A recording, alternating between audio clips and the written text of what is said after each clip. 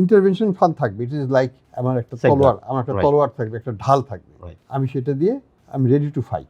আমি তো ফাইট করতে চাই না, আমি তো শান্তি চাই, আমি বাজার স্থিতিশীল থাকুক, বাজার শান্তি থাকুক, সেটাই আমি চাই। কিন্তু আমার প্রস্তুতিটা তো থাকবে, তো এটা বাজারকে স্থিতিশীল রাখার একটা প্রক্রিয়া। বড় যে দুটো ব্যাংক, সে দুটো ব্যাংক কিন্তু দাঁড়িয়ে গেছে। বাকি যে ব্যাংকগুলো আছে ইসলামিক বলবো বেশিরভাগই, তারও সংকট প্রকট, এবং কোনো কোনো ব্যাংকের ক্ষেত্রে মানে 87% টাকা নিয়ে গেছে। 13 টাকা দিয়ে কি 100 টাকাকে সার্ভিস করা সম্ভব হয়? কোনো অর্থনীতি, কোনো অঙ্কে এটা মিলবে না।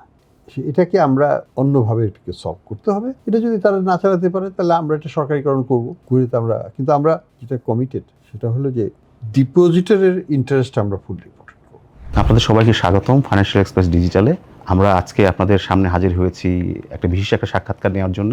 আজকে আমাদের সাথে আছে বাংলাদেশ ব্যাংকের গভর্নর ডক্টর আহসান ইস মনসুর, যিনি এমন একটা সময়ে ব্যাংকিং খাতের হাল ধরেছেন যখন ব্যাংকিং সেক্টরে খুব ভরাডুবির মতো অবস্থা ছিল, এনপিএল ছিল অনেক বেশি, অনেক অর্থ লুপাট হয়েছে, সব কিছু মিলে একটা অর্থনৈতিক একটা চাপের মধ্যে ছিল। সেই অবস্থা থেকে উনি বাংলাদেশ ব্যাংকের দায়িত্ব নেওয়ার পর আস্তে আস্তে ধীরে ধীরে বাংলাদেশ ব্যাংকের প্রত্যক্ষ ইয়ের মাধ্যমে এখন দেখা যাচ্ছে ব্যাংকিং সেক্টর সাথে ঘুরে দাঁড়াচ্ছে। তো সেই সব বিষয় নিয়ে আপনাদের সাথে কথা বলবো। স্যার আপনাকে স্যার স্বাগতম স্যার আমাদের ফাইন্যান্সিয়াল এক্সপ্রেস ডিজিটালে। স্যার আপনি প্রায় 9 মাস হলো স্যার আপনি সেন্ট্রাল ব্যাংকের গভর্নর হিসেবে স্যার আসছেন। অনেক চড়াই উতরাই পেরিয়ে আপনি এসছেন, কারণ বাংলাদেশের অবস্থাটা খারাপ ছিল। এখন স্যার সেই অবস্থার সাথে স্যার বর্তমান যে অবস্থাটা এখন আছে, এই দুটোকে যদি কম্পেয়ার করতে বলি স্যার, কীভাবে কম্পেয়ার করবেন? দেখুন, আমরা একটা খাদের একেবারে প্রান্তে ছিলাম। এটা একটু সামনের দিকে গেলেই হয়তো শ্রীলঙ্কার মতো একটা গভীর গর্তে পড়ে যেতাম, যেখানে হয়তো মূল্যস্ফীতি 100% হয়ে যেতে পারতো, এক্সচেঞ্জ রেট হয়তো পাকিস্তানের মতো 350 হয়ে যেতে পারতো, অথবা আমাদের আউটপুট যেটা মানে কন্ট্রাকশন করতে পারতো -5%, -7% হয়ে, 10% হয়ে যেতে পারতো। এগুলো তো হয়েছে, শ্রীলঙ্কাতেও হয়েছে, পাকিস্তানেও হয়েছে। সেই জায়গা থেকে আমরা মনে করি, আমি অন্তত মনে করি আমরা সরে এসেছি, আমরা খাদের পাড়ে নাই, এখন আর একটা পরিচ্ছন্ন জায়গায় এসেছি, যেখান থেকে আমরা এখন উপরের দিকে যাওয়ার চেষ্টা করব। এটা পরিচ্ছন্ন এই জন্য বলছি যে কিছু কনসলিডেশন, ম্যাক্রো ইকোনমিক কনসলিডেশন হয়েছে, সেটা আমরা দেখতে পাচ্ছি। আমাদের আন্তর্জাতিক যে statistics, international trade flows statistics, আমাদের কারেন্ট অ্যাকাউন্টটা আগে ছিল -6%, $6 বিলিয়ন, এখন হয়েছে $600 মিলিয়ন। তো এটা একটা বিশাল 10 গুণ ইমপ্রুভমেন্ট আমি দেখতে পাচ্ছি এখানে। আমাদের এটার মূলে আছে দুটো জিনিস, একটা হচ্ছে যে এক্সপোর্টেরও গ্রোথ হচ্ছে, রেমিটেন্সের ব্যাপক গ্রোথ হয়েছে, এবং এটার কারণে এটাকে স্টেবিলাইজড হচ্ছে, একটা কনফিডেন্স আসছে। আমরা দেখছি যে এক্সচেঞ্জ রেটটা, মানে যেটা সবাই ভাবছিল যে 150 যে কোনো সময় হয়ে যাবে, কিছু হয় নাই। শুধু সেটা না, গত 8 মাস এটা স্টেবল ছিল। 1 সপ্তাহ 1.5 সপ্তাহ আগে আমরা এটাকে একেবারে ফ্রি করে দিলাম, বাজারের সাথে কোনো ইন্টারফারেন্স করবো না বলে দিলাম, এবং মাশাআল্লাহ এখন পর্যন্ত এটা খুবই স্থিতিশীল অবস্থায় আছে এবং থাকবে বলে আমরা আশাবাদী। অনেকেই হয়তো ডিসঅ্যাপয়েন্টেড হয়েছে যে এটা কেন গেল না। আমাদের যারা বিদেশ থেকে টাকা পাঠায়, ইভেন আমাদের যারা টাকা রেমিটার, তারাও অনেকেই ধরে রাখছিল, মনে হচ্ছিল। এখন 1 সপ্তাহ পরে দেখছে যে না, ধরে রেখে লাভ নেই, সামনে এই টাকা তো পাঠাতেই হবে ফ্যামিলিকে, আবার পাঠানো শুরু করে দিয়েছে। তো এটা সাইকোলজিক্যাল ব্যাপার, আস্থাটা যদি আমরা ধরে রাখতে পারি, তাহলে পরে এটা কোনো সমস্যার ব্যাপার নয়। আমরা মনে করি যে একটা স্থিতিশীলভাবেই এক্সচেঞ্জ রেটটা বাজারের সাথে বাড়বে বা কমবে, যাই করবে। চালের দাম একসময় বাড়ে, একসময় কমে, বাট ওভারঅল তো একটা বাড়ার টেন্ডেন্সি তো পৃথিবীর সব দেশেই আছে। মূল্যস্ফীতি তো থাকবে, কম থাকুক বেশি থাকুক, সেটা একটা জিনিস। তো এক্সচেঞ্জ রেটটা স্টেবল আছে, এবং সেই স্টেবিলিটিটা আমাদের জন্য খুবই গুরুত্বপূর্ণ। কারণ হচ্ছে, যদি আমাকে মূল্যস্ফীতি কমাতে হয়, তাহলে এক্সচেঞ্জ রেটকে স্টেবল না করে এটা কমানো সম্ভব না। কারণ বহির্বিশ্ব থেকে যদি আমার প্রেশারটা আসে, তাহলে আমি এখানে কি করব? আমার তো কিছু করার থাকবে না। তো সেই দিক থেকে একটা স্বস্তিজনক অবস্থায় আছে। আমার ইনফ্লেশন কি কমে গেছে? না, ইনফ্লেশন কমে যায়নি, মানে অনেকখানি কমেছে, কিন্তু আমার যে লক্ষ্য সেখানে আমি যাইনি। আমার লক্ষ্যটা কি? আমার লক্ষ্য হলো যে এটাকে 8-এর ঘরে অবশ্যই আনতে হবে জুন মাসের মধ্যে। 7-8, আমি বলেছিলাম 7-8, প্রথমেই বলেছিলাম। আমরা ওই 8-এ হয়তো চলে আসবো, অগাস্টে আমরা হয়তো 6-এ চলে আসবো, 7-এর নিচে চলে আসবো। তো এটা আমাদের লক্ষ্য, অগাস্টের পরে। তো আমি মনে করি যে মোটামুটি আমরা স্টেডি পথে আছি, হয়তো 0.5% এদিক সেদিক হবে, কিন্তু আমার মানে ডাইরেকশনটা আমরা নিম্নমুখী আছে, এবং সেই ধারাবাহিকতাটা থাকবে বলে আশাবাদী। এখনও এই এক্সচেঞ্জ রেটটাও স্টেবল আছে, আমাদের রিজার্ভের কথায় যদি ধরি, রিজার্ভটাও কিন্তু আমাদের বেড়েছে, প্রায় 2 বিলিয়নের মতো বেড়েছে। এটা কোন কনটেক্সটে বেড়েছে? আমাদের প্রায় $2.5 থেকে $3 বিলিয়ন কিন্তু এরিয়ার্স ছিল, আউটস্ট্যান্ডিং ওভারডিউ বিল ছিল। হ্যাঁ, সেই এরিয়ার্সগুলোকে কিন্তু ক্লিয়ার করে দেওয়া হয়ে গেছে, সেটা ক্লিয়ার। আবার একই সাথে আমাদের অনেক ইম্পোর্ট রেস্ট্রিকশন ছিল, সেটাও কিন্তু আমরা ক্লিয়ার করে দিয়েছি।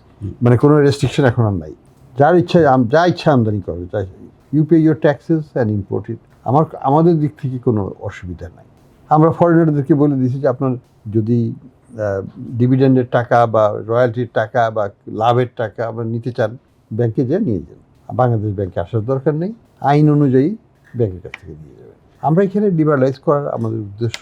আলটিমেটলি আমি একটা জিনিস দেখি যে পৃথিবীর যে সব দেশ নিজেদেরকে মুক্তভাবে রেখেছে, তারাই কিন্তু আজকে উপরের দিকে। ওই কন্ট্রোল করে কোন দেশটা ভালো আছে বলে? কোনো দেশ কোনোদিন ভালো হতে পারে না, থাকতে পারে না। কন্ট্রোল মেন্টালিটি থেকে আমাদের বেরিয়ে আসতে হবে এবং উদার অর্থনীতির দিকে যেতে হবে। যত কথাই বলুক না কেন, আমাদের বামপন্থীরা একটা কথা বলবে, ডানপন্থীরা একটা কথা বলবে, কিন্তু সামাজিক ভারসাম্য রেখে উদার অর্থনীতির দিকে আমাদেরকে যেতে হবে।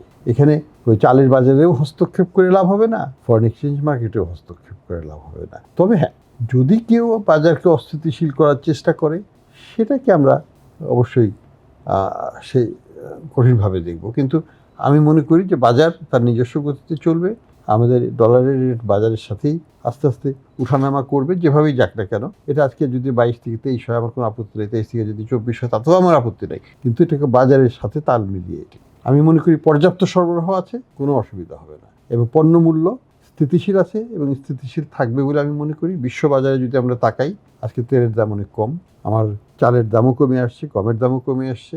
আমি মনে করি যে আমরা একটা স্বস্তির দিকে যাচ্ছি, কাজেই এটাকে আমাকে কাজে লাগাতে হবে। স্যার, আপনি স্যার এক্সচেঞ্জ রেটের কথা বললেন যে এক্সচেঞ্জ রেট স্টেবল আছে, এবং পাশাপাশি বললেন যে রিজার্ভটাও বেশ আগের থেকে অনেক ভালো অবস্থায় আছে এবং এটা আস্তে আস্তে আর উন্নতি হবে।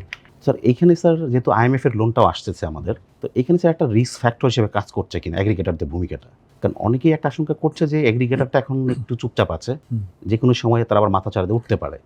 এই চ্যালেঞ্জটা স্যার আপনারা কীভাবে মোকাবেলা করবেন? এটা তো সব সময় থাকতে পারে, কিন্তু আমি মনে করি যে আমাদেরকে তো একটা সময় বেছে নিতে হবে, কোনো সময়ই পারফেক্ট সময় নয়, একটা রিস্ক আমাকে নিতেই হবে। তা আমি সব মিলিয়ে দেখলাম যে এই সময়টা খারাপ সময় নয়। এখন রেমিটেন্স আসছে ভালো, আমাদের এক্সপোর্ট বাড়ছে ঠিক মতোই, আগামীতে এক্সপোর্টের বুকিং ডিসেম্বর পর্যন্ত বুক করা আছে। তো এই প্রেক্ষাপটে আরও আমরা 3.5 বিলিয়নের মতো রিজার্ভ পাবো এই প্রোগ্রামের কনটেক্সটে, সেটাও একটা বড় ভূমিকা রাখবে। তো সব মিলিয়ে আমরা যদি রিজার্ভকে ধরেন আমাদের বাংলাদেশ ব্যাংকের যে হিসাবটা আছে, সেটাতে যদি আমি 29-30 নিয়ে যেতে পারি, বা আমাদের IMF হিসাবে যদি 23 বিলিয়নে নিতে পারি, 17-18 থেকে আমরা 23 নিয়ে গেলাম, এটা তো বিশাল অর্জন। এটা তো যারা স্পেকুলেট করবে, সেটা এগ্রিগেটরই হোক বা অন্য যাই হোক, তাকে তো ভাবতে হবে যে আমি কি স্পেকুলেশন করে আমি কি ক্যান আই গেট অ্যাওয়ে। আমি যেটা বলছিলাম, আমি দুবাইতে যেও বলেছি, তাদের উদ্দেশ্যেও বলেছি, দেখুন আপনারা বেট করবেন করুন, আমি কিনবো না। আপনি কদিন ধরে রাখবেন? আপনাকে তো বিক্রি করতে হবে 5 দিনের বেশি ওয়ার্কিং ডেট বেশি রাখতে পারবেন না, কারণ যখনই আপনি ডলারটা কিনবেন তখনই তো টাকার দরকার হবে, আপনাকে তো বিক্রি করতে হবে। এক্সপোজার তো বেশি দিন রাখা কারো পক্ষে সম্ভব না, কাজেই ওই রকম ভালনারেবল না আমি 5 দিন 7 দিনের ইম্পোর্ট বিল মেটাতে পারবো না, সেটা আমরা মেটাতে পারবো না। 1 মাস গেলেও আমার কিছু আসে যায় না। কাজে আমি মনে করি যে অবশ্যই বেট করে কোনো লাভ হবে না। কাম টু টার্মস, আপনার মার্জিন রেখে ডলার বিক্রি করে দেবেন। 8 আনা রাখতে চান, $1 8 আনা বা 1 টাকা, সেটা রেখে আর বাকিটা বিক্রি করে দেবেন। 5 টাকা 10 টাকা 20 টাকার লাভের আশা না করাই ভালো। স্যার, ইদানিং দেখা যাচ্ছে স্যার কার্ড মার্কেটের রেটটা, যদিও এটার পোর্শনটা টোটাল ফরেক্স মার্কেট খুবই কম, তারপর কার্ড মার্কেটের রেটটা স্টার্টেড পিকিং আপ। এটা দেখুন, প্রথম দিন এটা 27 চলে গেছিল, রাইট, তারপরে 2-3 দিন পরে এটা 25 নেমে আসছে, একটু কমেছে। হ্যাঁ হ্যাঁ, এখন একটু হজের সময়, ডিমান্ডটা আছে, এখন প্রচুর ডিমান্ড আছে। আরেকটা ফ্যাক্টর আছে, মানুষ এই ঈদের 10 দিনের বন্ধ হয়ে অনেকেই বাইরে চলে যাবে দেশে, তারাও এখান থেকে কিনবে। হ্যাঁ, তো এটাই একটা হাই ডিমান্ড পিরিয়ড, মানে সার্টেন টাইমে। আর সাইকোলজিক্যাল একটা ফ্যাক্টর ছিল, না জানি কি হয়ে যাবে। এটা তো সব মিলিয়ে আমি বলবো যে আলহামদুলিল্লাহ এটা কমে আসবে, এটা ওই 2 টাকাতেই আবার আসবে, ঈদের পরে পাবেন সেটা। তার মানে স্যার আপনি বলতে চাচ্ছেন স্যার যে ফ্লোটিং এক্সচেঞ্জ রেটের যে ইনিশিয়াল যে শকটা ছিল, মানে পসিবল শক, সেটা আপনি ওভারকাম করতে পেরেছেন? আমার তো মনে হয় যে এটা আর হবে না, কোনো শকই হবে না, এটা মানে স্থিরভাবেই এটা থাকবে এবং এটা পরবর্তীতে আস্তে আস্তে আউখানামা করবে, সেটা করুক, আমার কিছু আসে যায় না, এটা তো স্বাভাবিক, এটাই তো নেচার অফ দ্য মার্কেট। আমরা তো কোনো ফোন করবো না, আমরা কিছু করবো না, আমরা কোনো ইন্টারফিয়ারেন্স এখানে যাচ্ছি না। যদি দরকার হয় স্পেকুলেটররা ইন্টারফেয়ার করে, তখন আমাদের কাছে ইন্টারফেয়ার করার জন্য ফান্ড আছে, $500 মিলিয়ন IMF এর প্রোগ্রামের অধীনেই আমরা ইন্টারফেয়ার করতে পারবো। কিন্তু আমি $1 ব্যবহার করতে চাই না। ওনাদের উদ্দেশ্যে বলবো এগ্রিগেটরদের, আপনারা আমাকে বাধ্য করবেন না, আমি কিছু ইন্টারফেয়ার করতে চাই না, বাজারের মতো চলুন, আপনারা আপনাদের মতো বিজনেস করুন, স্বাভাবিকভাবে এটা চলবে। তা এই ইন্টারভেনশন ফান্ডটা কি স্যার বাড়ানোর চিন্তা ভাবনা আছে আপনাদের? এর আগে আপনি বলেছিলেন $2 থেকে $2.5 মিলিয়ন মতো আপনাদের দরকার। এটা একটা নেগোশিয়েটিং ট্যাকটিক ছিল। আমি যেটা বললাম যে আমার আসলে তো উদ্দেশ্য হচ্ছে যে $1 ব্যবহার না করা। সেফগার্ড হিসেবে গত 8 মাসে 9 মাসে কি আমি $1 বিক্রি করেছি? $1 বিক্রি করি নাই। তাহলে কেন আমি সামনে এইভাবে বিক্রি করবো? আমার লক্ষ্য হচ্ছে ইন্টারভেনশন ফান্ড থাকবে, ইট ইজ লাইক আমার একটা তলোয়ার থাকবে, একটা ঢাল থাকবে, আমি সেটা দিয়ে আমি রেডি টু ফাইট। আমি তো ফাইট করতে চাই না, আমি তো শান্তি চাই, আমি বাজার স্থিতিশীল থাকুক, বাজার শান্তি থাকুক, সেটাই আমি চাই। কিন্তু আমার প্রস্তুতিটা তো থাকবে। তো এটা বাজারকে স্থিতিশীল রাখার একটা প্রক্রিয়া, এটা ব্যবহার না হোক, সেটাই আমরা চাই। স্যার 5ই আগস্টের বা জুলাই আগস্টের যে গণ অভ্যুত্থান হলো, সেটার পরবর্তীতে দেখা যাচ্ছে স্যার অনেক কিছু আমাদের ব্যাংকিং সেক্টর এক্সপোজ হয়ে গেছে। ব্যাংকিং সেক্টর যে ভয়াবহ খারাপ অবস্থা ছিল, এর কিছু মাস আগেও বলা হচ্ছিল ব্যাংকিং সেক্টর ভালো আছে, ব্যাংকাররাও বলতো, রেগুলেটররাও বলতো। আস্তে আস্তে আমরা বুঝতে পারলাম যে ক্ষতটা কোন লেভেলে চলে গেছে। তো স্যার এখন স্যার এর পরে দেখলাম যে অনেকগুলো ব্যাংক, শরিয়া ভিত্তিক ব্যাংক এবং কিছু আপনার বাণিজ্যিক অন্যান্য ব্যাংকও, সেইখানে স্যার ভয়াবহ একটা তারল্য সংকট আমরা লক্ষ্য করলাম। এবং এর পরবর্তীতে আপনারা স্যার সেন্ট্রাল ব্যাংক গ্যারান্টার হিসাবে তাদেরকে ফান্ড ম্যানেজ করে দিলেন, সেটাও ইফেক্টিভ হলো না। পরবর্তীতে আপনারা নগদ সহায়তা দেওয়া শুরু করে দিলেন। স্যার অনেক টাকা আপনারা দিয়েছেন ব্যাংকগুলোতে, এরপরও দেখা যাচ্ছে স্যার মানে থিংস রিমেইন সেম, এর ইম্প্রুভমেন্ট হচ্ছে না। স্যার এখন স্যার আপনারা আসলে কী করবেন এই ব্যাংকগুলোকে নিয়ে? দেখুন, আমি বলি, কিছু ব্যাংকের উন্নতি হয়েছে। ইসলামী ব্যাংক বের হয়ে গেছে, আর কোনো সাপোর্ট নেয়নি, প্রথমবার নিয়েছিল, পরে আর কোনো সাপোর্ট লাগে নাই, তারা একলাই বের হয়ে গেছে। তাদের কিন্তু বিশাল ক্ষতি হয়েছে। তাদের প্রায় একটা বড় একটা অংশ, ব্যালেন্স শিটের বড় একটা অংশ নিয়ে বাইরে চলে গেছে তারা। কিন্তু তারপরেও I must give credit to the bank কর্তৃপক্ষ এবং গ্রাহকদেরকে, বিশেষ করে গ্রাহকরা ব্যাংকের উপর আস্থা হারায়নি এবং তারা ব্যাংকে আবার ফেরত এসছে এবং উৎসাহ নিয়ে ফেরত এসছে, যে কারণে তাদের ডিপোজিটগুলো অনেক ভালো, ফলে তাদের আর কোনো তারল্যের সংকট হয়নি। যেমন UCBL এর কথাই ধরুন, সেটা একটা বড় ব্যাংক, সেটাও কিন্তু আর কোনো ফান্ডিং আমাদের কাছ থেকে চায় নেই, দরকারও নেই, তারা ম্যানেজিং দেমসেলফ। বড় যে দুটো ব্যাংক, সে দুটো ব্যাংক কিন্তু দাঁড়িয়ে গেছে। বাকি যে ব্যাংকগুলো আছে, ইসলামিক বলবো বেশিরভাগই, তাদের তারল্য সংকট প্রকট। এবং কোনো ব্যাংকের ক্ষেত্রে মানে 87% টাকা নিয়ে গেছে। 13 টাকা দিয়ে কি 100 টাকাকে সার্ভিস করা সম্ভব হয়? কোনো অর্থনীতি, কোনো অঙ্কে এটা মিলবে না। এটাকে আমরা অন্যভাবে এটাকে সলভ করতে হবে। এটা যদি তারা না চালাতে পারে, তাহলে আমরা এটা সরকারিকরণ করবো, কিন্তু আমরা যেটা কমিটেড, সেটা হলো যে ডিপোজিটরের ইন্টারেস্ট আমরা ফুল রিপোর্ট করবো, এবং যে টাকাটা আমরা দিয়েছি সেটা কিন্তু it's not down the drain, এটা আমরা স্পেসিফিক্যালি ডিপোজিটরকে দেওয়ার জন্য বলছি। ফলে আমার যে ফিউচার লায়াবিলিটি, সেটা কিন্তু কমে আসছে। অর্থাৎ আমি হয়তো 30,000 কোটি টাকা দিলাম, 30,000 কোটি টাকা কিন্তু আমার এই ডিপোজিটররা এটা নিয়ে গেছে, ফলে তাদের লায়াবিলিটিটা কমে গেছে। তো সেদিক থেকে একটা আমার খরচটা তো আগামীতে বহন করতে হতো, সেটা আমি আগেই বহন করে ফেললাম, এবং এটার মাধ্যমে আমি ব্যক্তিকে কিছুটা হলেও স্বস্তি দিতে পেরেছি। পরবর্তীতে এটা হলো কি, কাকে সুযোগ দেওয়ার সমান। এই দেয়ার ইজ এ ভবিষ্যৎ যদি কিছু থাকে আমাকে দেখাও, if you can come out of it, তাহলে তোমরা তোমার মতো চলতে পারবা। কিন্তু যদি দেখি যে এটা ভায়াবল হচ্ছে না, আমাদের নতুন আইন হয়েছে, ব্যাংক রেজলিউশন অর্ডিন্যান্স হয়েছে, এটার অধীনে আমরা এখন ক্ষমতায় প্রাপ্ত, আমরা ইন্টারভেনশন করতে পারবো। আমরা একটা ব্যাংককে নিয়ে আমরা সেটাকে সরকারিকরণ করতে পারবো, আমরা সেখানে ক্যাপিটাল দিতে পারবো, আমরা ব্যক্তির তখন তো আর যাওয়ার কোনো কারণ নাই, উইথড্রয়ালের কোনো দরকারও হবে না, কারণ ব্যাংকটা তো সরকারি। আমি কেন আমার টাকার জন্য দৌড়াবো? কারণ সরকার তো আর টাকা নিয়ে চলে যাবে না। তো আমরা সেইভাবেই করছি, যেভাবে করলে পরে আস্থাটা থাকে, এবং আমরা মনে করি যে আমরা সামনের দিকে এই ব্যাংক রেজলিউশনে যাব, যে এটার মাধ্যমে প্রতিটা ব্যক্তি তাদের অর্থ ফেরত পাবে, স্বস্তি, অর্থ জমা আছে সেটার ব্যাপারে স্বস্তি পাবে, আরো বেশি স্বস্তি পাবে। এখন তো একটা অস্বস্তিতে আছে অনেকেই, সেই সূত্রে কেটে যাবে, এবং সেটা আমরা করে ফেলবো কয়েক মাসের মধ্যে ইনশাআল্লাহ। স্যার যে ব্যাংকগুলো এখন স্ট্রাগল করতেছে, যেটা আপনি বললেন কিছু ব্যাংক স্ট্রাগল করতেছে, এখন তাদের 87% চলে গেছে অ্যাসেট, তো স্যার ওই ব্যাংকগুলো স্যার আপনি কতদিন পর্যন্ত দেখবেন আপনারা, হাউ লং? খুব বেশি দিন দেখার দরকারও নেই। আমরা এখন মানে ওগুলোকে মার্জার করা, অ্যাকুইজিশন করা এবং মার্জার করার দিকে আমরা আগাবো, ক্যাপিটাল ইনজেকশন করব। কবে নাগাদ হতে পারে এটা?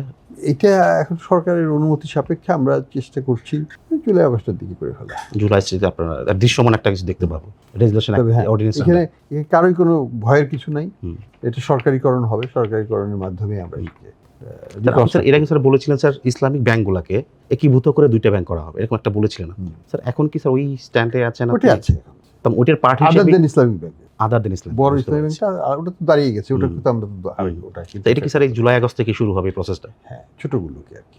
স্যার আরেকটা স্যার ইস্যু স্যার, সেটা হচ্ছে স্যার আমরা মনে করি যে এক এক করতে পারলে এটা দুটো শক্তিশালী ইসলামিক ব্যাংক হবে এবং বড় আকারের হবে, এবং এখানে ক্যাপিটাল আমরা ইনজেকশন করব, নতুন বিনিয়োগকারী নিয়ে আসবো বাইরে থেকে, তারা এখানে ক্যাপিটাল ইনজেকশন করবে, তারা এটা ম্যানেজ করবে, ভবিষ্যতে এটাকে সুন্দরভাবে গড়ে তুলবে। কিন্তু স্যার আমাদের স্যার পূর্বের মার্জারের অভিজ্ঞতাটা কিন্তু ভালো না, ওটা তো কোনো ওটাকে স্যার কিভাবে দেখুন এই প্রসেসটাকে? আমি বলবো যে ওটা একটা মিসম্যানেজড এফোর্ট। আমরা চেষ্টা করব কোনো রকমই যেন মিসম্যানেজমেন্ট না হয়। It's not an easy process. আমরা যথেষ্ট, এই যে আইনটা করা, তখন কি আইন ছিল না, ক্ষমতাই ছিল না আমাদের আসলে করা। আমরা অনুরোধ করতাম এটাকে অমুকের সাথে হবে, অমুকের সাথে হবে, এটা কীভাবে, ওইভাবে তো হয় না। আমরা কি তাদের অ্যাসেট কোয়ালিটি রিভিউ করেছিলাম? না, আমরা করি নাই। এখন তো আমাদের ওই ছোটা ব্যাংকের অ্যাসেট কোয়ালিটি আমাদের কাছে আছে, আমরা জানি তার মূল্য কত, সেটা তো ছিল না তাদের কাছে। আমরা এখন এটাকে নিয়ে বিভিন্ন রকমের সিনারিও ডেভেলপ করে ফেলছি, যে কার সাথে কাকে কি করলে করা যায়। হ্যাঁ, আমাদের মার্জারটাকে কিভাবে স্মুথ করা যায়, চেঞ্জ ম্যানেজমেন্টটাকে কিভাবে করতে হবে। আমরা বিদেশি কনসাল্টিং ফার্ম নিয়ে আসতেছি টু গাইড আস, যারা আগে বিভিন্ন দেশে এই এটা রেজলিউশন করে আসছে, এক্সপিরিয়েন্সটা আমাদেরকে শেয়ার করবে, আমাদের সাথে থাকবে। তো এগুলো তো তখন ছিল না। তো এই আমরা মনে করি যে আমরা একটা চিন্তা ভাবনা করে, প্রস্তুতি নিয়ে, আইনগত এবং প্রক্রিয়াগত এবং নিজেদের ক্যাপাসিটি বিল্ডিং করে আমরা আগাবো, তাড়াহুড়োর কিছু করব না। সেই জন্য কিছুটা যেটাকে বলো সিডেশন দেওয়ার মতো আমরা লিকুইডিটি দিয়ে ওটাকে স্টেবিলাইজ করে রাখা আছে। স্যার এর আগে স্যার আমরা দেখলাম স্যার লোন শিডিউলিংয়ের একটা প্র্যাকটিস ছিল এবং রুল রিস্ট্রাকচারিংয়ের একটা প্র্যাকটিস ছিল, যে আগামী গত আওয়ামী লীগের রেজিমের সময়। এখনও স্যার দেখা যাচ্ছে একটা নীতি সহায়তা আপনারা দিচ্ছেন, যাদের বিভিন্ন ধরনের নিয়ম বহির্ভূতভাবে বিভিন্ন সমস্যায় পড়েছে এসব কোম্পানিগুলো। ওই সময় যারা এই ফ্যাসিলিটিগুলো পেয়েছিল, এখন ওই কোম্পানিগুলো আবার এখানে আসতেছে এই ফ্যাসিলিটি নেওয়ার জন্য। স্যার এই প্রক্রিয়াটাকে আপনারা কিভাবে স্যার ডিল করবেন স্যার? আমরা যেটা চেষ্টা, আমাদের অভিজ্ঞতা তো আগেরটা ভালো ছিল না, কেউই এই ধরনের প্রক্রিয়ায় যেতে চায় না। কিন্তু বাস্তবতা হচ্ছে যে, ধরুন আপনাকে আমি 10,000 কোটি টাকা লোন দিয়ে ফেলছি, এখন আপনি দিতে পারছেন না, আপনাকে যদি আমি কাট অফ করে দেই, ইউল বি ডেড, আমার কিন্তু 10,000 টাকা মার চলে যাবে। আমাকে চয়েস করতে হবে যে আপনাকে বাঁচিয়ে রেখে আমার লাভ হবে, না আপনাকে মেরে ফেলে আমার লাভ হবে। তার মধ্যেও আবার সিদ্ধান্ত নিতে হবে যে আপনার বাঁচার কোনো সম্ভাবনা আছে কিনা। যদি কোনো সম্ভাবনা থাকে, তাহলে আপনাকে বাঁচিয়ে রাখাই আমার জন্য লাভজনক। আমরা ওই অ্যাঙ্গেল থেকে দেখছি, অর্থাৎ আমরা দেখছি যেসব কোম্পানি বিপদে পড়ে গেছে বিভিন্ন কারণে, সেটা হইতে পারে কোভিড, পোস্ট কোভিড এই যে এক্সচেঞ্জ রেটের বিশাল উত্থান, ডেপ্রিসিয়েশনটা হলো, এটাতে অনেক কোম্পানি আছে যারা 500, 1,000, 2,000 কোটি টাকা তাদের লস হয়ে গেছে, এক্সচেঞ্জ লস। কী করবে তারা? তারপরে ধরুন রাজনৈতিক প্রেক্ষাপট, বিজনেস করতে পারে না 15 বছর, এখন বন্যাও ছিল, এখন ফেরত আসছে বিজনেস, তারা তাদের বিজনেসটাকে রিকনস্টিটিউট করতে চায়। তাকে কি আমি সেই সুযোগটা দেবো কি দেবো না?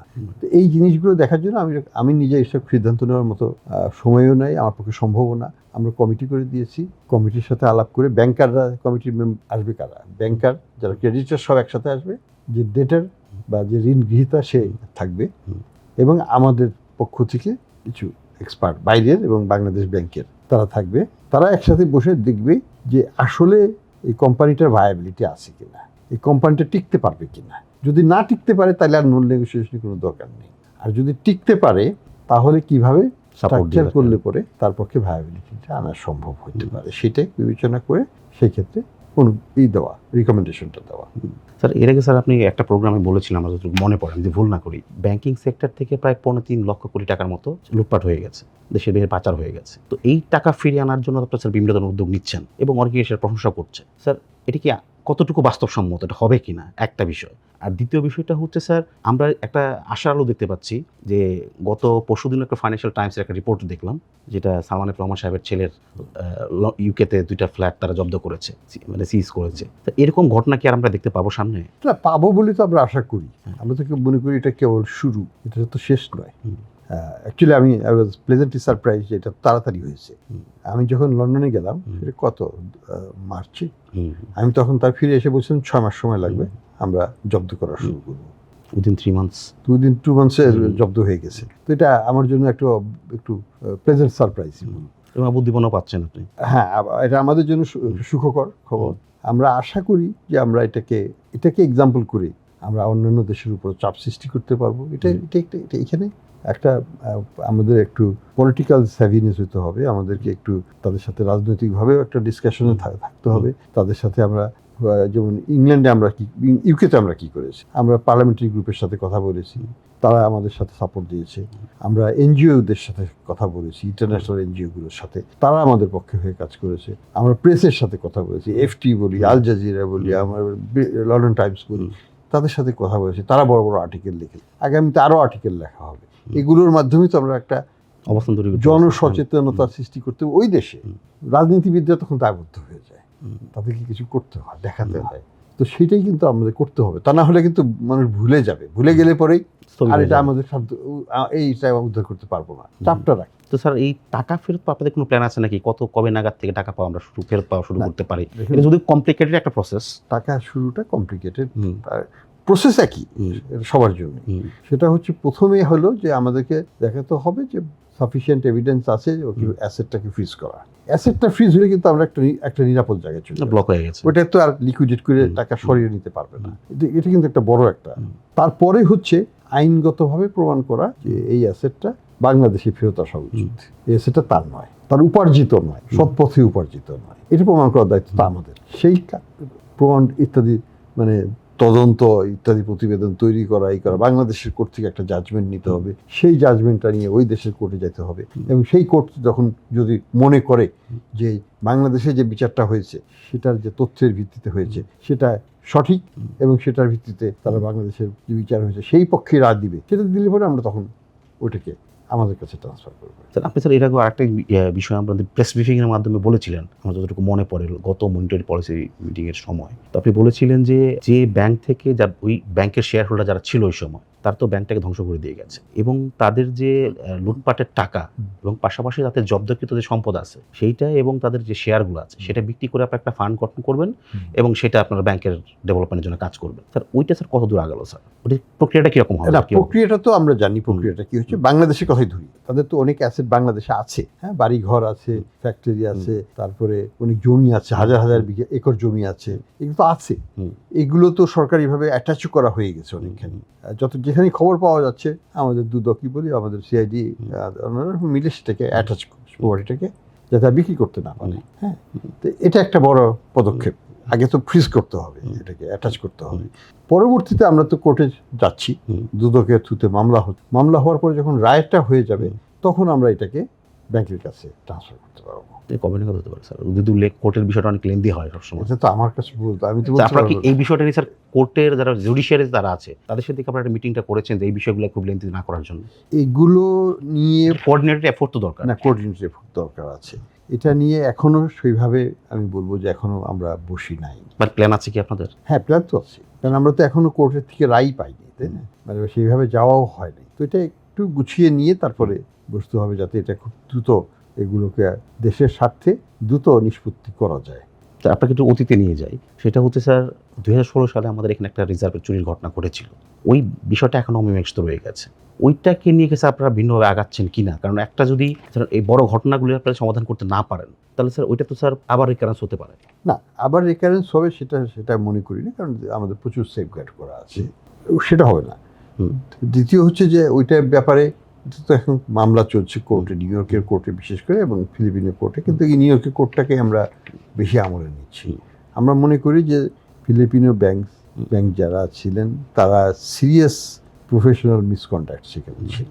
তারা একদিন আগে অ্যাকাউন্ট খুলে সেখানে $1 মিলিয়ন চলে আসলো, সেখানে সেই দিনই সেই টাকাটা আবার তুলে ফেললো। এটা তো কোনোদিন কোনো ইন্টারন্যাশনাল ব্যাংকিং প্র্যাকটিস অ্যালাউ করবে না। এখানে তারা কিন্তু আইনের মধ্যে আটকা আছে। তো সেই জন্য আমরা এটা একটা সাবজুডিস ম্যাটার, এটাকে আমরা আর অন্য কোনো কিছু করছি না। আমরা এটা আইনগতভাবে ওখানে সমাধানটা হয়ে গেলেই আমরা এটাকে ক্লোজারে নিয়ে আসতে পারবো, এটাই আমাদের প্রত্যাশা। স্যার আপনি স্যার গভর্নর হিসেবে আসার পরে স্যার আপনার যে অ্যাক্টিভিটি আমরা মনিটর করছিলাম, স্যার মিডিয়া হাউসগুলো মনিটর করছিল, স্যার সেটা দেখে মনে হচ্ছে স্যার আপনারা অনেক বোল্ড সিদ্ধান্ত আপনারা নিতে পারছেন, যেটা আগে রেজিমে চিন্তাও করা যেত না। অবস্থা দেখে মনে হচ্ছে যে কিছুটা আপনারা হয়তো ফ্রিডম এনজয় করতে পারছেন। স্যার সামনে নির্বাচন হলে পলিটিক্যাল গভর্নমেন্ট তো আসবে, তখন কি স্যার এই ফ্রিডমটা আপনারা পাবেন? বা এটা যদি ওনাদেরকে বাধ্য করা যে এই জায়গাটাতে আমরা তোমরা ইন্টারফেয়ার করতে পারবো না, সেই বিষয়ে স্যার আপনাদের পদক্ষেপগুলো কি? আমরা খুব বড় রকমের কিছু রিফর্ম করতে যাচ্ছি। একটা রিফর্ম হবে ব্যাংক কোম্পানি অ্যাক্টের রিফর্ম, যেমন ডাইরেক্টরদের সংখ্যা কমিয়ে দেওয়া, পারিবারিক ডাইরেক্টরের সংখ্যা 5 থেকে 2-এ নামিয়ে আনা, একটা পরিবার থেকে 2জন বেশি থাকবে না, তাদের মেয়াদ 3 বছর 2 টার্ম 6 বছর ম্যাক্সিমাইজ করা, যেটা 12 বছর 24 বছর হয়ে যেত। এগুলো আমরা নিয়ে আসছি as part of good governance. 50% of the directors must be independent directors. Independent directors হতে হবে বাংলাদেশ ব্যাংকের প্যানেল থেকে। আমার ফ্রেন্ডকে নিলাম, অমুককে নিলাম, সেটা না, এই প্যানেল থেকে নিতে হবে। But you can nominate somebody, যদি খুব রেসপেক্টেবল লোক হয়, বাংলাদেশ ব্যাংক অ্যাপ্রুভাল দিবে, কোনো অসুবিধা নেই। কিন্তু তাকে নিয়ে আসা যাবে না, এটা। এবং হাউস ওয়াইফ, আমার ওয়াইফ, আমার মেয়ে, they are not fit for directorship. যদি তারা যোগ্য হয় তারা অবশ্যই পাবে, কিন্তু যদি কোয়ালিফাইড না হয় তাহলে তাদেরকে ডাইরেক্টর করা যাবে না। ফিট অ্যান্ড প্রপার টেস্ট, যেটা। এই জিনিসগুলোকে আমরা নিয়ে আসছি গুড গভর্নেন্সের পার্ট হিসেবে। বাংলাদেশ ব্যাংক অর্ডিন্যান্সকে আমরা চেঞ্জ করতে যাচ্ছি, যেখানে বাংলাদেশ ব্যাংকের অটোনমি ইস্যুটাকে নিয়ে আসা। আমাদের উদ্দেশ্য হবে, সরকার যদি এটাকে অনুমতি দেয়, সেটা হচ্ছে যে ভবিষ্যতে পলিটিক্যাল গভর্নমেন্ট আসবে, পলিটিক্যাল চাপ আসবে, সেটাকে প্রতিহত করার জন্য বাংলাদেশ ব্যাংকে একটা স্বায়ত্ত শাসনের ব্যবস্থা করে দিতে হবে। এটা যদি না করা হয়, আজকে আমার উপর চাপ নাই, আমি সেটা নির্দ্বিধায় বলছি, কোনো চাপ নাই, কিন্তু আগামীতে যারা নেক্সট আসবে, আমি না থাকি, আরেকজনের উপর আসবে। হ্যাঁ, আমার উপর হয়তো চাপ দিলে আমি সেই চাপ নেব না, আমি চলে যাব। কিন্তু আরেকজন তো হয়তো নাও চলে যেতে পারে। বাট তারপর অযৌক্তিক চাপ কেন আসবে? দেখুন, পৃথিবীর সব দেশেই সেন্ট্রাল ব্যাংকের উপর রাজনৈতিক চাপ আসতে পারে এবং আসে। সেই জন্য বিভিন্ন সেফগার্ড পৃথিবীর উন্নত দেশগুলোতে বিশেষ করে করা আছে। যেমন আজকে আমেরিকাতেও কিন্তু চাপ সৃষ্টি করছে প্রেসিডেন্সি থেকে, কিন্তু কিছু করতে পারছে না। ফেডারেল রিজার্ভ ইজ ইন্ডিপেন্ডেন্ট, সেখানে সে যতদিন তার চুক্তি আছে সেই চুক্তি অনুযায়ী সে কাজ করে যাবে, তারপরে নতুনটার সময় হয়তো এখানে সিলেক্ট করতে পারবে। তো এই জায়গাটাতে এই একটা স্বাধীনতা দেওয়া হয়েছে তাদেরকে, তাদের বোর্ড তাদেরকে সিদ্ধান্ত নেবে, সেখানে ক্ষমতায়নের ব্যাপার আছে। এই জায়গাটাকে চিন্তা করে আমরাও প্রস্তাবনা নিয়ে আসতেছি। বাংলাদেশ ব্যাংক যে অর্ডারটা আছে সেটাকে 72 সালে সেটাকে রিফর্ম করে বাংলাদেশ ব্যাংকের অটোনমিটাকে এনশিওর করতে হবে আমাদেরকে, যাতে ওই রাজনৈতিক চাপটা আমরা প্রতিহত করতে পারি অ্যাজ ইনস্টিটিউশন। আমিও থাকবো না, কিন্তু ইনস্টিটিউশনটা তো থাকবে, সেন্ট্রাল ব্যাংক তো থাকবে। সেন্ট্রাল ব্যাংক যেন তার মতো করে যেই গভর্নর থাকুক না কেন, যেই বোর্ড থাকুক না কেন, সেটা একটা ক্ষমতায়িত বোর্ড হবে এবং ক্ষমতাপ্রাপ্ত ব্যক্তিরা থাকবেন যারা দেশের স্বার্থে নির্মোহভাবে কাজ করতে পারবেন। সেটার জন্য আমরা চেঞ্জগুলো নিয়ে আসছি। আমরা এখানে আন্তর্জাতিক যে বেস্ট প্র্যাকটিসগুলো আছে সেটাকেই আমরা এখানে ইনকর্পোরেট করছি। আমরা এটা প্রেজেন্ট করব চিফ অ্যাডভাইজার সাহেবের কাছে আগামীতে। ওনাকে বলা হয়েছে, আমি বলেছি যে আমরা এটা নিয়ে আসবো, উনি বলেছেন তাড়াতাড়ি নিয়ে আসবো। স্যার কতদিন হতে লাগতে পারে স্যার? আমরা রেডি প্রায়, আমরা হয়তো এটা কি জুলাইতে নিয়ে যেতে পারবো। জুলাইতে, তার মানে জুন মাস তো ঈদের বন্ধে চলে যাবে, তো আমরা জুলাইয়ের মধ্যে এরকম একটা চেঞ্জ আসতে পারে। আমরা এটা ড্রাফটটা নিয়ে যাবো, মানে আমাদের প্রতিবেদনটা নিয়ে যাব। তারপরে যদি ওনারা গ্রিন সিগন্যাল দেন, তাহলে সাথে সাথেই আমরা আইনের ড্রাফটটা আমরা স্থাপন করে দেবো তাড়াতাড়ি। এটা স্যার চমৎকার একটা উদ্যোগ। এটা হলে স্যার আসলেই আমাদের দেশের অর্থনীতির জন্য ভালো হবে। এখন স্যার আপনার তো একটা রেগুলেটরি বডি, এটার সাথে আবার আমরা ব্যাংক কোম্পানি অ্যাক্ট আমি আগেই বলেছিলাম আমরা পরিবর্তন করে দিচ্ছি এবং ফান্ডামেন্টালি পরিবর্তন করছি। কারণ আলটিমেটলি যদি গুড গভর্নেন্স না আনতে পারি ব্যাংকে, তাহলে কিন্তু আর্থিক খাত ঘুরে দাঁড়াবে না।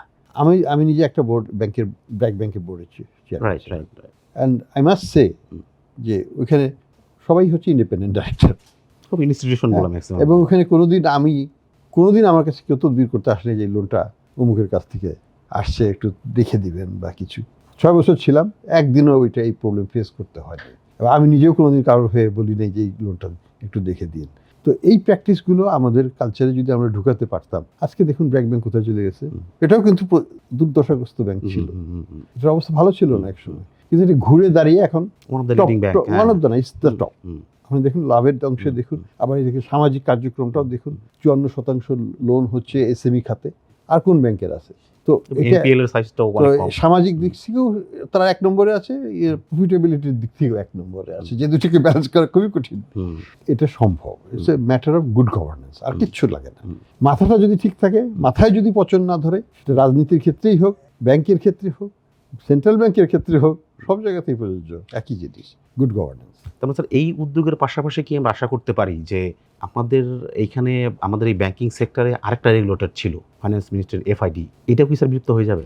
এটা আমি আমার সিদ্ধান্তের ব্যাপার না, এটা সরকারের সিদ্ধান্তের ব্যাপার। আপনাদের আমরা চাই আমাদের প্রস্তাবটা থাকবে আমাদের এটা। আমাদের স্বাধীনতাটা আমরা যেন ফেরত পেতে পারি, এবং সেটা দেশের স্বার্থে, জাতির স্বার্থে দাও। এটা তা একই সাথে আমরা কিন্তু আরো অনেক জিনিস করছি। বাংলাদেশ ব্যাংকটাকে কিভাবে আরো শক্তিশালী করা যায়, রাইট। বাংলাদেশ ব্যাংকের রিঅর্গানাইজেশন একটা বড় একটা ইস্যু। বাংলাদেশ ব্যাংকের skill level, quality of staff, আমাদের ফোকাসটা কোথায় হবে। আমরা রিস্ক বেসড সুপারভিশনে চলে যাচ্ছি, আমরা IFRS 9 চালু করতে যাচ্ছি, আমাদের যে অ্যাকাউন্টিং প্র্যাকটিস পুরো চেঞ্জ হয়ে যাবে। আমরা মনে করি যে এই চেঞ্জগুলো যদি আমরা সত্যি সত্যি করে ফেলতে পারি, তাহলে আর এই বোর্ডের কনস্টিটিউশনগুলো ব্যাংকের চেঞ্জ করতে পারি, the combination of those good governance in the board, good accounting practice. কোনো কিছু ঢুকিয়ে রাখার জন্য তো আমরা আসিনি। আমি তো বলেই দিয়েছি আমার NPL 30% হবে, এখন আছে 20%-এর উপরে, তখন ছিল 8.5। তো 8.5 তার কোনো বাস্তব চিত্র ছিল না। বিষয় হচ্ছে অর্ধসত্য, কারণ বাকিগুলো আস্তে আস্তে আস্তে আস্তে নন পারফর্মিং হবে এবং সেটা উঠে আসবে, আমি জানি কোথায় যাবে, কাজে সত্যি কথাটাই বলবো। স্যার আপনার মানে এনপিএল স্যার কোথায় যেতে পারে বলে আমরা আমি তো বললাম 30% ছাড়াবে, 300 ছাড়াবে হুম।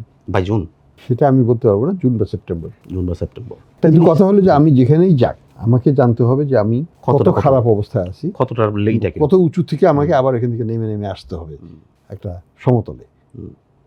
তো সেই জন্য আমাকে এক্স্যাক্ট মেজারমেন্টটা যতদূর সম্ভব নির্ণয় করে তারপরে আমার প্রোগ্রেস রিপোর্ট আমি করতে পারবো, তার আগে তো করতে পারবো না, এখন বলে তো লাভ নেই। বাংলাদেশ ব্যাংকে স্যার আপনি যে বলছেন আপনারা এখানেও একটা রিফর্ম আনবেন, তো সেক্ষেত্রে কি স্যার বাংলাদেশ ব্যাংকের স্যার অনেক ডিপার্টমেন্ট, এখন টু মেনি ডিপার্টমেন্টস, এটা কি স্যার আদৌ দরকার আছে এত ডিপার্টমেন্টসের? এটা কি চেঞ্জ করার কোনো চিন্তা ভাবনা আপনাদের আছে আমরা কিনা? চিন্তা ভাবনা করছি, আমরা কনসলিডেশন করব আচ্ছা এবং ফোকাসটাকে আনবো সুপারভিশনের উপর, আচ্ছা রিস্ক ম্যানেজমেন্টের উপর, ওভারসাইট এবং কন্টিনিউয়াস মনিটরিং, আইটি সিস্টেম নতুনভাবে ডেভেলপ করা, এবং রিয়েল টাইম একটা লোন দিলেই আমাদের এখানে চলে আসবে ইনফরমেশন, একটা এজেন্সি খুললেই আমরা জানতে পারবো কোন প্রাইসে কীভাবে কী হয়েছে, এটা আমরা মনিটর করতে পারবো। এই জিনিসগুলোকে আমরা জোরটা বেশি দেব। আমরা ওই অ্যাট দ্য সেম টাইম আমরা আরেকটা জায়গায় কাজ করতে চাচ্ছি এবং করবো, সেটা হচ্ছে ফাইন্যান্সিয়াল ইনক্লুশন।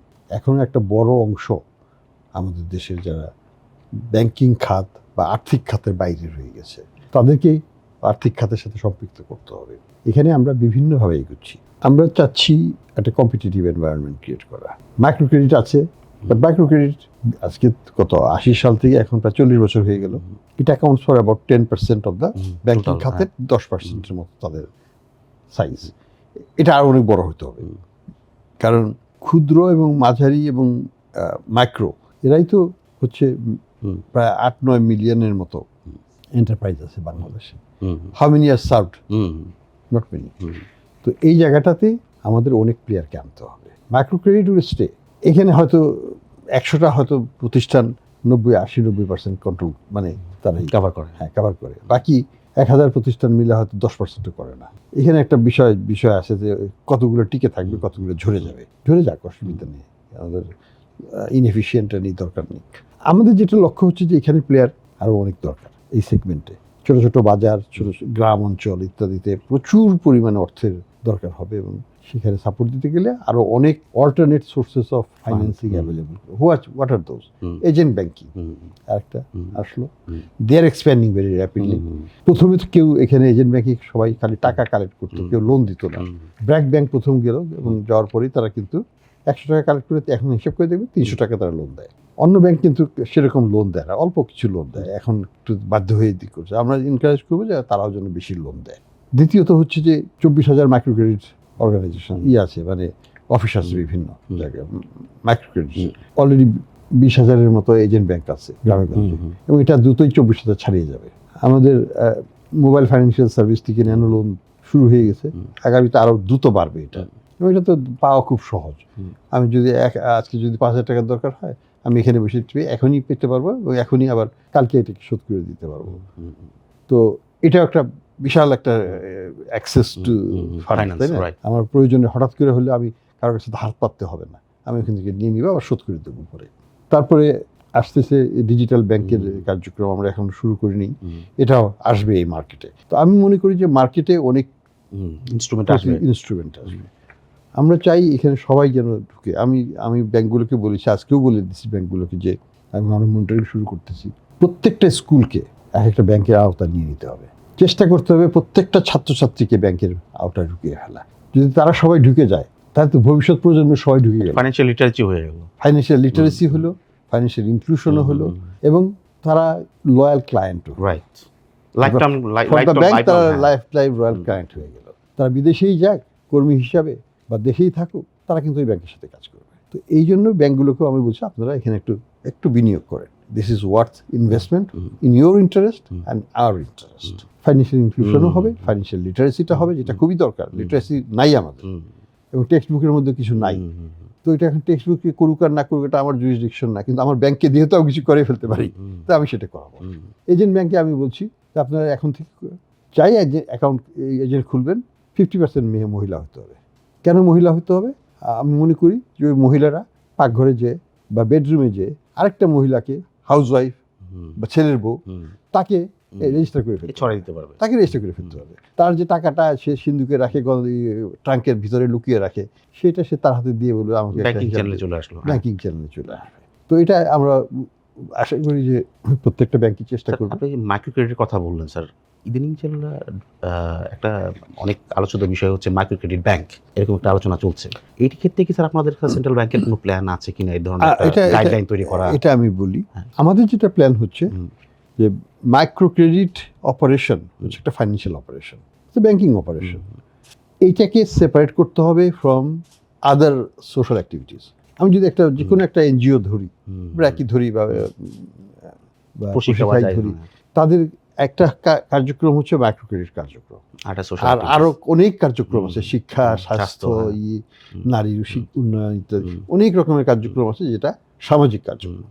সামাজিক কার্যক্রম আর লেন্ডিং কার্যক্রম পৃথক করে ফেলতে হবে, কমপ্লিট ফায়ারওয়াল দিতে হবে। অর্থাৎ এটার টাকা ওখানে যাবে না, এটার টাকা ওখানে আসবে না। অ্যাকাউন্ট শেষ করে বছর শেষে লাভ্যাংশ দিয়ে আমি লাভ্যাংশ দিয়ে দিতে পারবো। অর্থাৎ ব্যাংক যদি লাভ করে সেটা ব্র্যাক পেতে পারে, it's like that. Similarly micro credit আলাদা হয়ে যেতে পারে ব্র্যাকের থেকে, একসাথেই থাকতে পারবে, কিন্তু operation accounts and operations will be different, management will be different, বা টপ ম্যানেজমেন্টের একই লোক থাকতে পারবে। স্যার এখন যে মাইক্রো ক্রেডিট রেগুলেটরি অথরিটি যারা আছে, ওদের থেকে স্যার এখানে সরে আসতে হবে। তারা তো খুব ফাইন্যান্সিয়াল অপারেশন তো আপনাদেরই। না, মাইক্রো ক্রেডিট অর্গানাইজেশনকে রেগুলেট করবে মাইক্রো ক্রেডিট রেগুলেটরি অথরিটি, এবং এটার জন্য আমরা মাইক্রো ক্রেডিট রেগুলেটরি যদি ব্যাংক হয় তাতে অসুবিধা নেই। এটা ব্যাংক তো না, এটা তো মাইক্রো ক্রেডিট ব্যাংক হবে, এটা তো সাধারণ ব্যাংক হবে। তারা তো এলসি খুলবে না, তারা তো 100 কোটি টাকার লোনে যাবে না, তারা তো থাকবে 10 লক্ষ টাকার লোন, 20 লক্ষ টাকার লোন বা 5,000 টাকার লোনে। তারা তো মাইক্রোতে থাকবে বাই ডেফিনেশন। কাজেই তাদের segment is different, clientele different. সেখান থেকে তো তাদের সরে আসার কোনো কারণ নেই। সরে আসতে হলে তো লাইসেন্সিং চেঞ্জ করতে হবে, সেটা ব্যাংক হিসাবে তখন লাইসেন্স। এখন তারা মাইক্রো ক্রেডিট ব্যাংক হিসাবে, যেমন গ্রামীণ ব্যাংক, ইউনুস সাহেব যেটা বলেছিলেন, উনি ওই কনটেক্সটে বলেছিলেন, যেটা ব্যাংক, গ্রামীণ ব্যাংক শুধু ব্যাংকিং কার্যক্রম করে, তাই না? কিন্তু অন্যান্য প্রতিষ্ঠানগুলো তো দুটো কার্যক্রম করে, তাদেরকে তো সেপারেট করে ফেলতে হবে। সেটাই আমরা চাই। এবং নতুন যে মাইক্রো ক্রেডিট রেগুলেটরি অথরিটি যে আইন করতে যাচ্ছি আমরা, প্রায় ড্রাফট হয়ে গেছে, সেখানে কিন্তু এটাকে খুব সুস্পষ্টভাবে ডিফাইন করে দেওয়া হয়েছে কিভাবে ফায়ারওয়ালটা দিতে হবে। আমার এই অ্যাক্টিভিটি থেকে যে লাভ হবে, সেই লাভের লভ্যাংশ আমি তাকে দিতে পারবো, সেটা থেকে তারা সামাজিক কার্যক্রম করতে পারবে, কোনো অসুবিধা নেই। কিন্তু ডে টু ডে অপারেশনের আমি এখান থেকে ফান্ড নিয়ে ওইখানে করবো, ওইটা থেকে আবার এখানে নিয়ে আসবো, সেটা হওয়াটা উচিত নয়। এখানে কমপ্লিট সেপারেশন রাখতে হবে। এখানে একটা আর্থিক প্রতিষ্ঠান, আরেকটা হচ্ছে সামাজিক কার্যক্রম প্রতিষ্ঠান, দুটোর ভিন্ন লক্ষ্য, সেই লক্ষ্য আলাদাভাবে করতে হবে। স্যার আপনি সামনের দিনের ব্যাংকিং খাতটা কিভাবে দেখছেন? সামনের দিনগুলোতে সময় লাগবে, কিন্তু যদি আমরা সব কিছু ঠিকভাবে করতে পারি, এই ব্যাংক রেজলিউশন প্রক্রিয়াগুলোকে ঠিক করতে পারি, যেটা হয়তো 1 বছর 2 বছর লাগবে।